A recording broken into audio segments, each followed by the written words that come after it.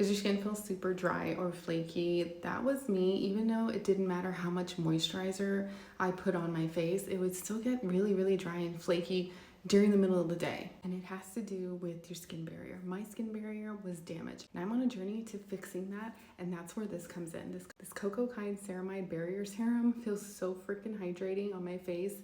I've been using it day and night, and I'm telling you, like, I have no filter on, guys. There's no filter on right now, and I have like a subtle glow, not oily, glowy. It's so super gentle too. I just put it on the back of my hand, and you can see the hydration that it even added to my hand.